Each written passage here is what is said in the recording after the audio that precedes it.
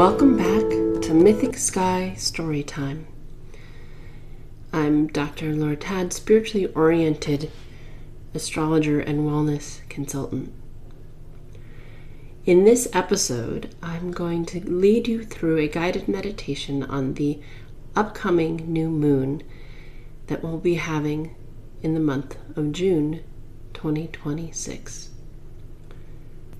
So in general, before we go into the meditation, I'm just going to talk a little bit about the moon in astrology and what this particular new moon represents, and then lead you through a guided meditation. So the new moon in astrology is a time of beginnings, but the moon itself takes just shy of 28 days to move through the zodiac. Technically, 27 days, 7 hours, 43 minutes, and 11 and a half seconds. So we round that up to that 28-day cycle of the lunar cycle, new moon to new moon. And within astrology, there's 12 signs of the zodiac. And so that time period just shy of 28 days, means that the moon resides in a given sign for roughly 2.5 days. And moving at about 12 to 14 degrees per day. Right? That's how the mathematics works.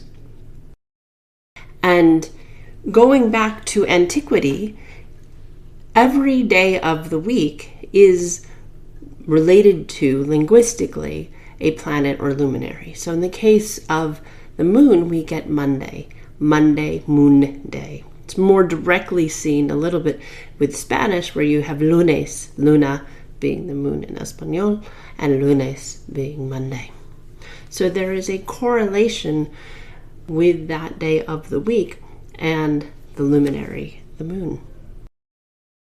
Now, astrologically, in our own chart, or just more broadly, the moon represents our feelings and moods, our temperament, our emotions. It governs our emotional experience of the world. It also relates to how we embody the mother archetype. That nurturing mama energy is reflected in the moon, our moon personally, astrologically, as well as wherever the moon is on a given day, is how that mother archetype globally is being expressed. Personally, it represents our ability to nurture and be nurtured when you look at your own moon, wherever that is falling in your own astrological chart. Similarly, it is your inner reality. It's your emotional experience, so it's your inner world. The moon doesn't have its own light. It only reflects the light of the sun, so it is our inner experience. It also then represents the part of us that is open, receptive, and cyclical, just like these cycles of the moon, like this just shy of 28-day cycle. We have our own cycles, whether you are male or female, whether you are still menstruating or not, you have cycles emotionally throughout the month that is reflective of the moon's cycle through the zodiac. So understanding the new moon, when you're working with the new moon, the energy is very powerful. New moons mark the beginning of the lunar cycle. That 28-day cycle, or just shy of 28-day cycle I've been talking about, starts with the new moon. That's the beginning of the cycle. And it is a time of darkness, because the moon is not illuminated, of stillness, of turning inward to some extent and reflecting inward, because she is not reflecting the light of the sun. And a period of looking at what we want to call into our lives. New moons are always times of setting intention. Astrologically, the new moon is always in the same sign as the sun. So we are currently in Gemini season. Therefore, this upcoming new moon will be in the sign of Gemini.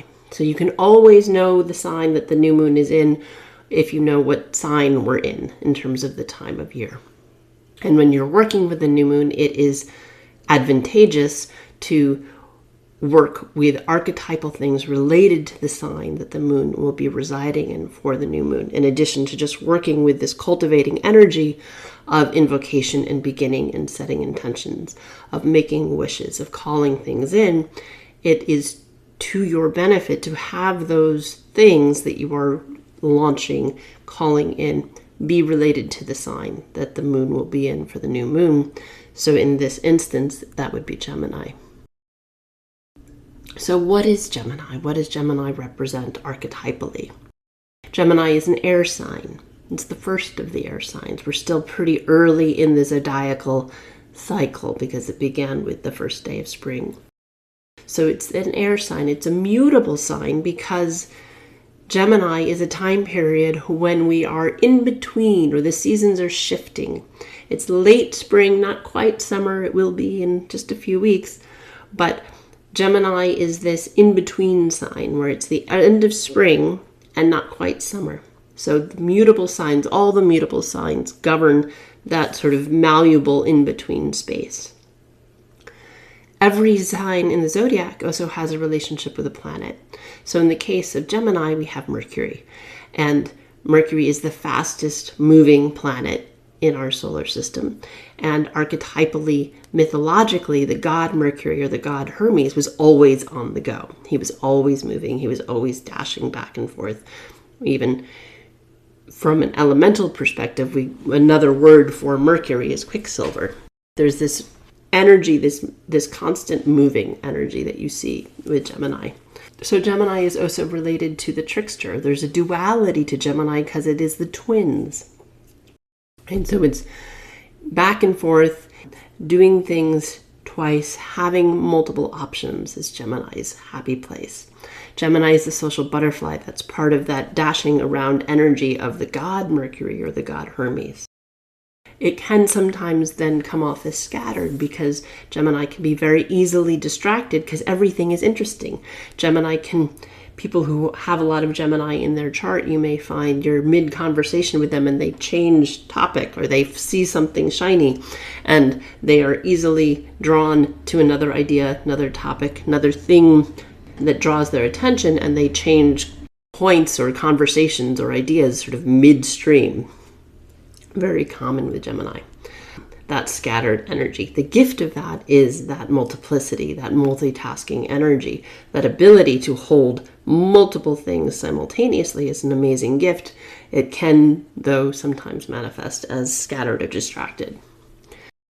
As a god, Mercury was the god of communication, so Gemini has a lot to do with communication. Even in its potential scattered nature, very communicative, very talkative, perhaps is a better way of saying that. There can be a superficiality then, though, to Gemini because it is moving so quickly, it often stays on the surface. It doesn't go deep into ideas. It can just want to be getting as much information as possible. I sometimes think of Gemini as the data gatherer versus Virgo, that is the analysis, right? So there's always wanting information, but it can sometimes stay surface level because it is distracted and pulled in another direction very quickly, and so it doesn't have time or the patience to lean into something with extended periods of time. It can get bored easily and want to see what's next. Gemini also governs short journeys. So with Sagittarius, we give that long journeys, international travel. Gemini governs more sort of commuting.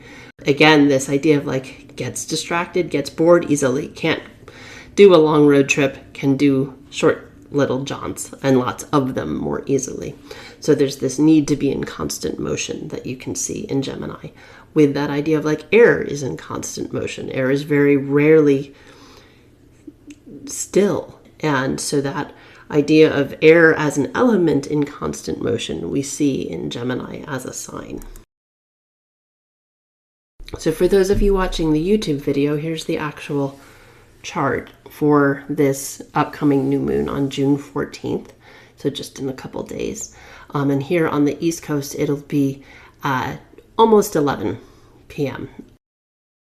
on the East Coast, 10:54. So technically, it's not quite 11, but pretty close, 6 minutes shy.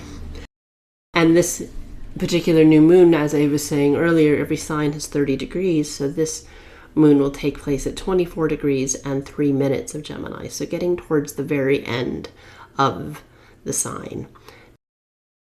And in astrology, there's a couple of different people and groups over the years that have explored every degree of the zodiac to come up with phrases or symbols that are associated with every degree. And so when you work with them, you always look at the degree ahead, because everything is almost always a degree and change, right? So in the case of this new moon, we have 24 degrees, 3 minutes. So it's a little bit past 24. So you look at 25 degrees. So the Sabian symbols go back to the 1920s.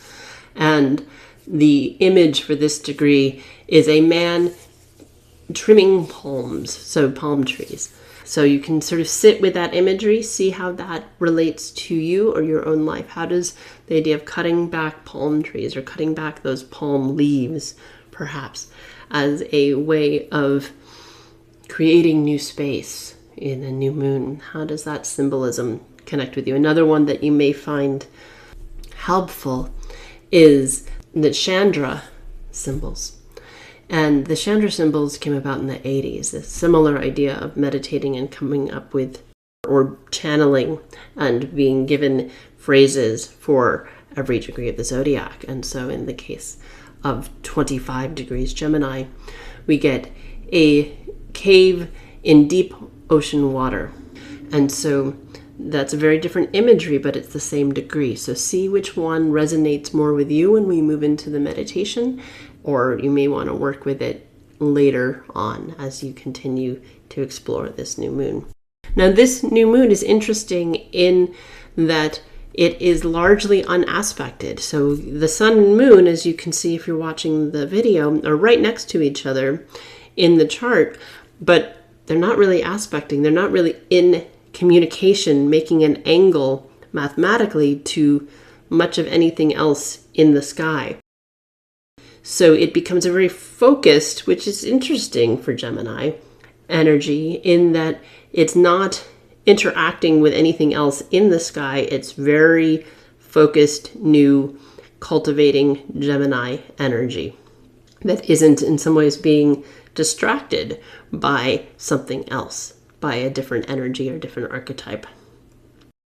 So new moons, we all feel them. And if you know your chart, wherever you have something in late Gemini, this is a particularly powerful new moon. And more broadly, if you have anything in the latter decant, the last 10 degrees, if you know your chart, of any of the mutable signs, so Gemini, Virgo, Sagittarius, or Pisces, this moon, even though it's not an aspect to anything in the sky, would be aspecting your chart. So you may find it to be a more powerful new moon for you personally.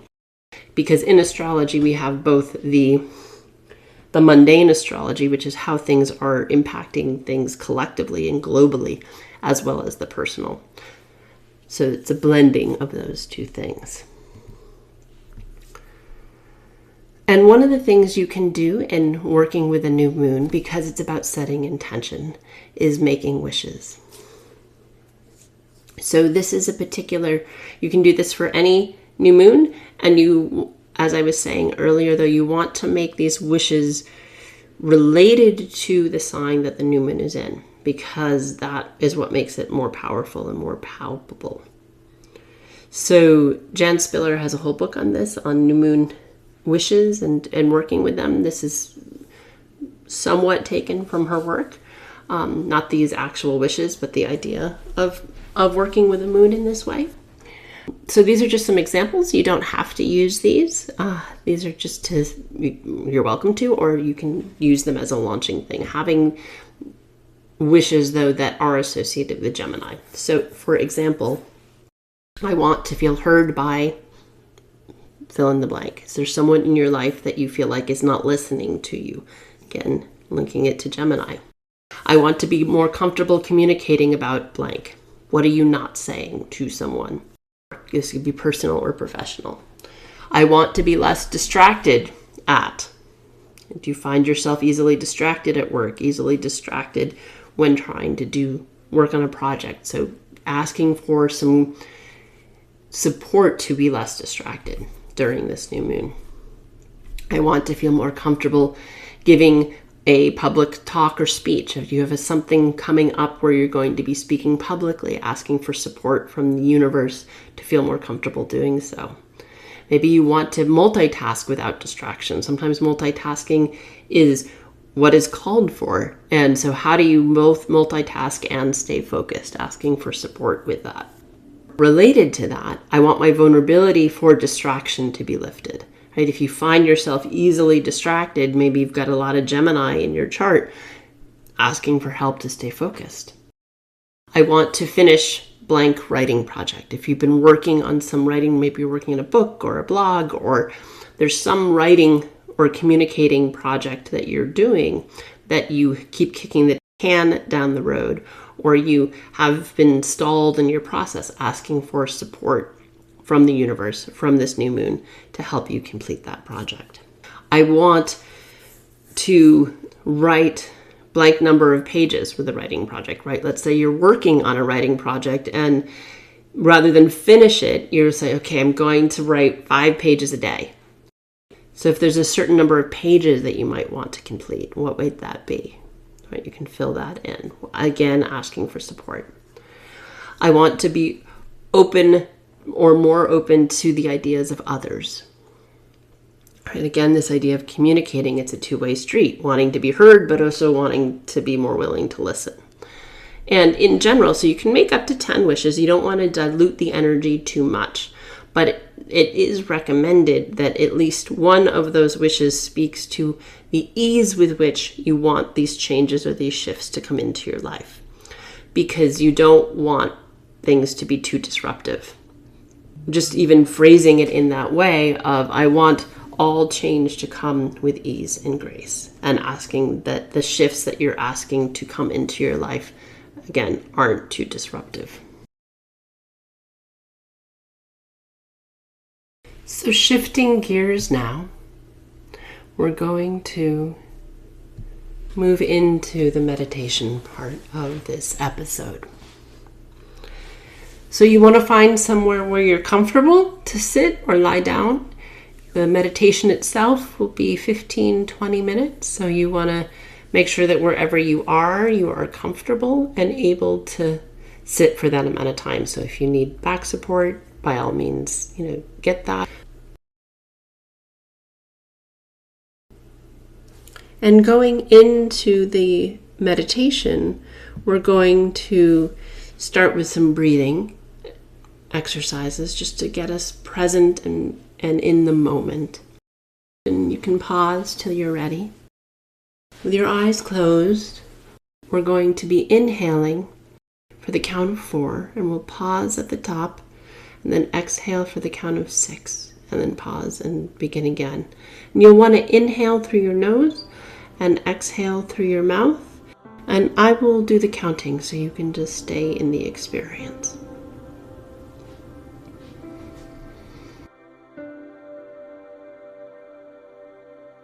So inhale, 1, 2, 3, 4.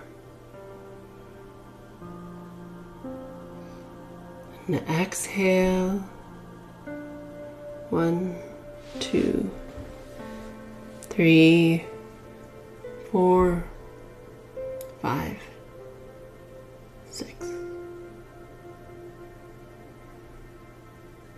Inhale, 1, 2, 3, 4.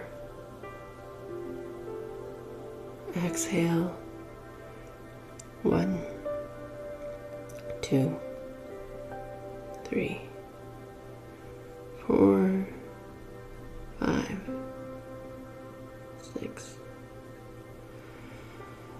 Inhale, 1, 2, 3, 4. And exhale, 1, 2, 3, 4, 5, 6. Last time.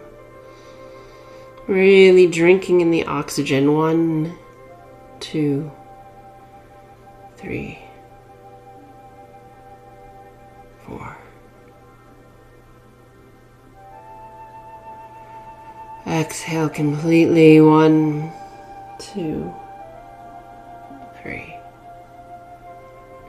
4, 5, 6.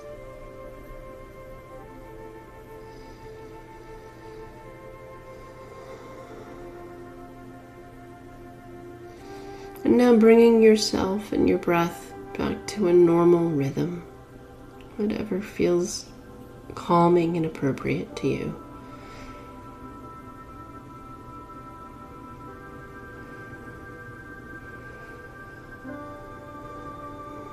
On your next inhale,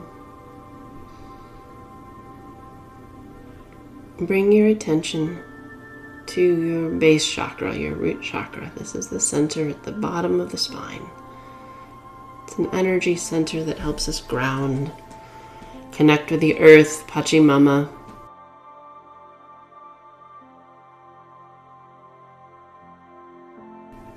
Helps us align our body and our spine as we move deeper into the meditation.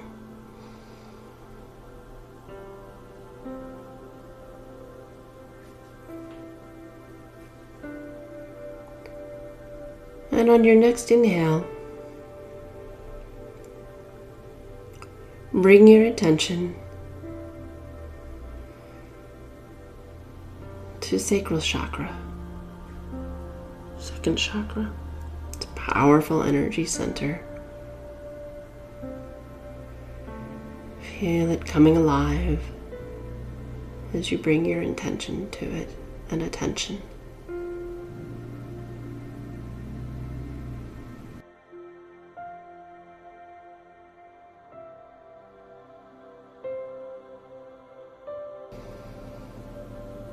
And on your next inhale, bring your attention to solar plexus chakra. This is the center just above the belly button, between the rib cage and the belly button.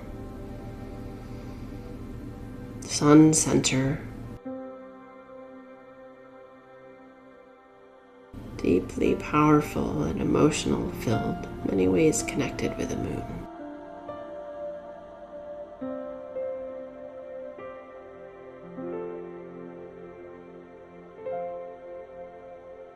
As you bring your attention there, just notice if there's any blocks there. We'll be clearing some of that today.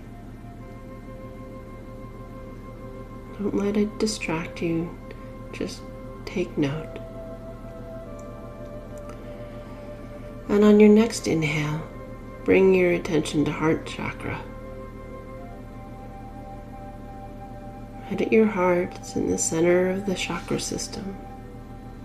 It's the midpoint between the lower and the upper chakras. Feel the compassion for yourself and others that resides there.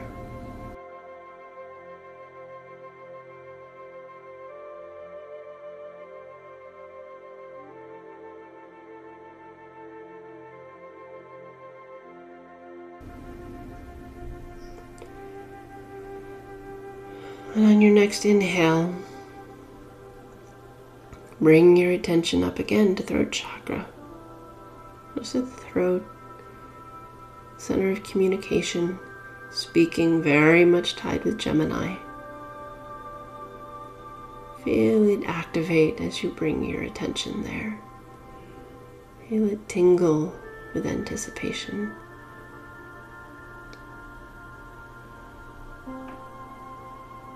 And on your next inhale, bring your attention to third eye. Right in the middle of your forehead, center of vision and clarity.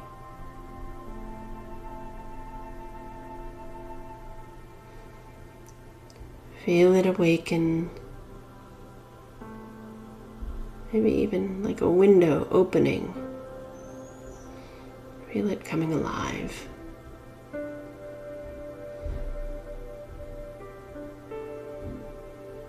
And on your next inhale, bring your attention to crown chakra, the very top of your head. Connection to your own divinity.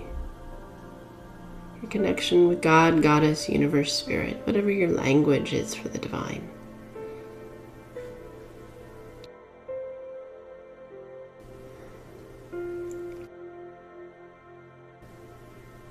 Feel it tingle with awakening. And from that awakening energy and that connection, that tether to Source, imagine in your mind's eye, in your third eye, a cascade of white light raining down upon you, encircling your whole being. Holding you in a cocoon of pure love. Unconditional love and compassion encircles your whole being.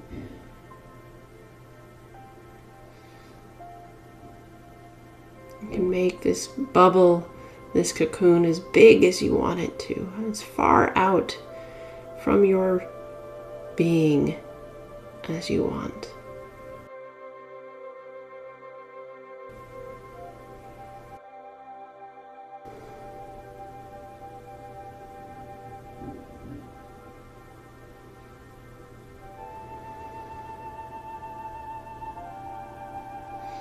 And now within this bubble of love and compassion,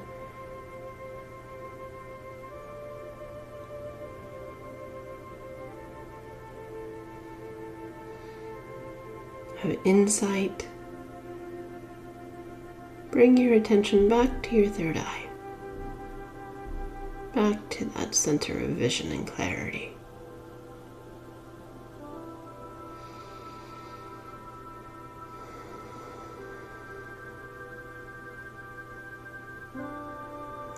And continue to bring this golden light that is encircling you, also through you. Bring it down your entire being, having it pass through each chakra center with every inhale. With every exhale, let that white healing light clear away any blockages in those chakra centers.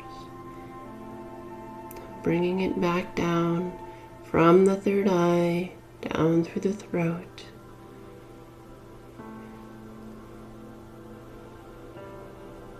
down to the heart,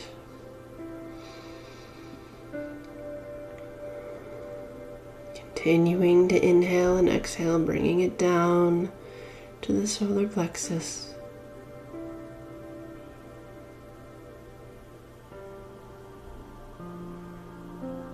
Down to the sacral chakra, and then finally down to the root, to the base chakra. So you are both encased in this bubble of love and light, and it is moving through you up and down the chakra system in a continued wave of light and compassion and empathy. Feel it fill your whole being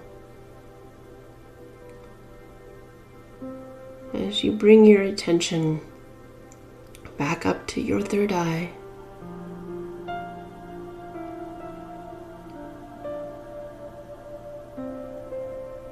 And from there, see yourself standing on a beach. It is night, but there is no moon. She is obscured from view, for it is the new moon phase.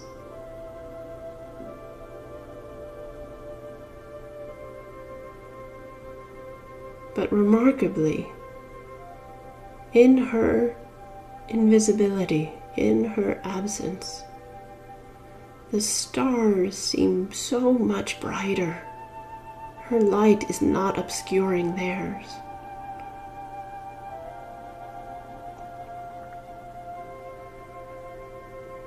standing on this beach, hearing the waves.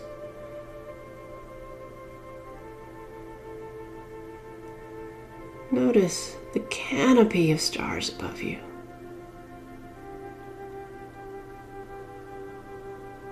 The vastness of them.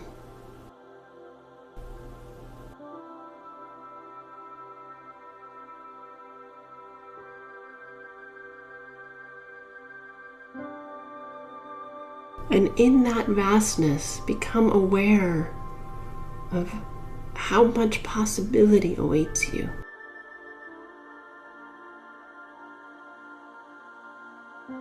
As you repeat the mantra, I am open to the new adventures that lie before me. I am open to the new adventures that lie before me.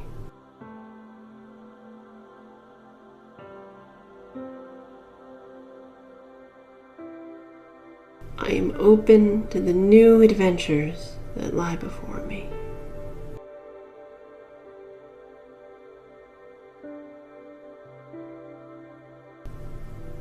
I am open to the new adventures that lie before me.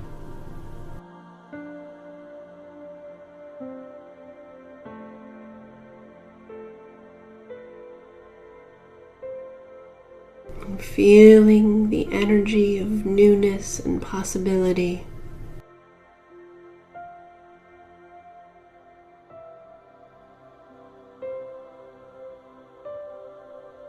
Of new insights, new ideas. See what comes to you. As we stay here a while longer beneath the canopy of stars. What insight does this new moon, this communicative new moon, full of insight and ideas, have to offer you today?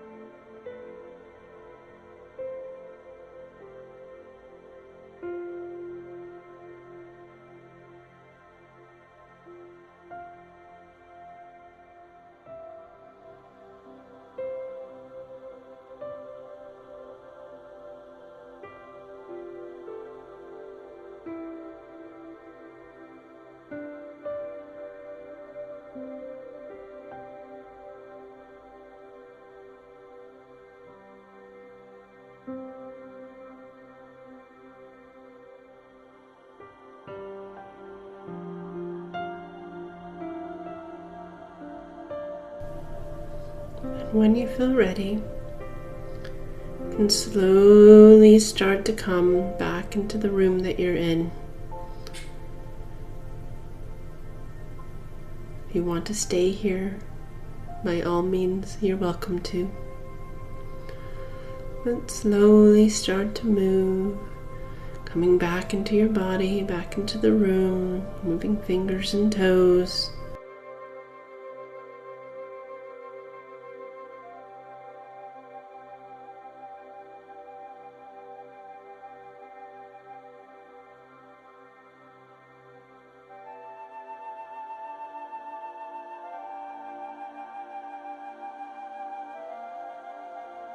So thank you for joining me.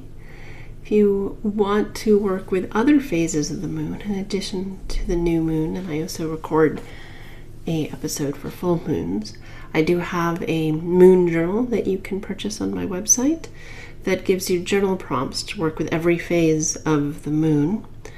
And it doesn't have any dates in it, so you can start at any point. It just starts with a new moon and then has 13 cycles of the moon, because that's how many occur in a 12-month period. So, once again, I am Dr. Laura Tad, spiritually oriented psychological astrologer and well-being consultant. And this has been Mythic Sky Storytime and my new moon meditation for June 2026. Please like and subscribe wherever you get your podcasts, or if you're watching this on YouTube. Have a fantastic day.